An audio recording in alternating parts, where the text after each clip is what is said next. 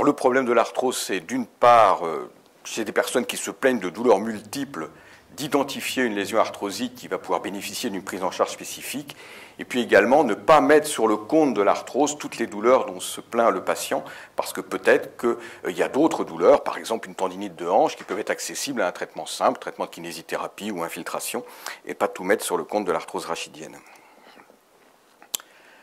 Je vais rester donc très simple au niveau de la pratique quotidienne, pas partir dans des choses compliquées.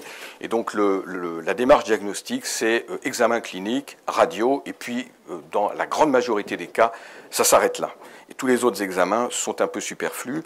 Et très souvent, les patients arrivent avec beaucoup d'examens, comme si le praticien qui les a vus, finalement, ne savait pas trop quoi en faire. Et plutôt que de se lancer dans des traitements, il faisait faire des examens pour essayer de prendre en charge le patient. Et ces examens ne sont pas bons parce qu'ils entraînent une inquiétude chez le patient et finalement, ils ne débouchent pas sur des thérapeutiques adaptées. En termes de stratégie médicamenteuse, dans le traitement de fond, cette fois-ci, donc le patient qui vient avec sa douleur sans l'épanchement, mais sa douleur un peu chronique, qu'est-ce qu'on va pouvoir lui proposer pour le soulager, qui est souvent la phase la plus longue de la maladie arthrosique. Le premier auquel on pense et qui est quand même assez bien maintenant connu et réputé sur la place publique et qu'on utilise depuis plus d'une dizaine d'années sont les viscosupplémentations. Alors il y a eu des premières études qui datent en 1998 qui démontrent effectivement l'efficacité de ce traitement-là. Ça a été fait par le Yalgan, qui est la première molécule qui a été utilisée. À l'époque, c'était 5 injections qui étaient faites et on avait démontré qu'il y avait une diminution significative sur la consommation des anti-inflammatoires et donc des patients plutôt soulagés. Ensuite, il y a eu d'autres études qui ont été un peu plus loin, là je mets en 2010, il y en a eu quelques-unes auparavant, mais qui ont démontré qu'avec 3 viscosupplémentations, on était aussi efficace qu'avec 5. Avec 2, pour le coup, on marchait un peu moins bien. Donc finalement, aujourd'hui, les protocoles, je parle bien sûr dans le genou, puisque j'ai oublié de préciser que cette thérapeutique est validée uniquement dans le genou pour l'instant. Donc dans le genou, 3 viscosupplémentations sont aussi efficaces que 5 et diminueraient la consommation d'anti-inflammatoires. Alors tout ça, c'est bien, donc on démontre que ça soulage le patient, c'est le principal intérêt de ce traitement-là. La question que va souvent poser le patient, oui mais docteur, ça va marcher combien de temps? Alors là aussi, il y a des études qui ont essayé de démontrer, de regarder un peu l'efficacité de ces traitements-là.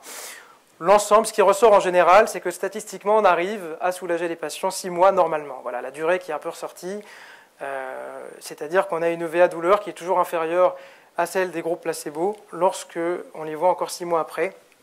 Il faut préciser que les viscosupplémentations efficaces sont celles qui ont un poids moléculaire supérieur à 500 kg Dalton. Celles qui ont un poids moléculaire plus léger, qu'on ne voit pas sur le marché en général parce qu'elles n'ont pas été commercialisées, n'ont pas prouvé d'efficacité. Il y a eu pas mal de choses dites sur l'avenir du traitement qui est plutôt médical finalement, qui est plutôt médicamenteux, la pharmacologie, etc. En prévention, moi je voulais un petit peu aborder le sujet puisqu'on a une arthrose effectivement qui est probablement due à des surcharges pondérales, à une sédentarité, qui est probablement due aussi à des traumatismes, à des fractures, etc. Mais est-ce que d'un point de vue prévention, il ne serait pas intéressant aussi de mener des programmes de recherche, puisqu'on a aussi des sportifs de haut niveau qui ont de l'arthrose, et de l'arthrose précoce.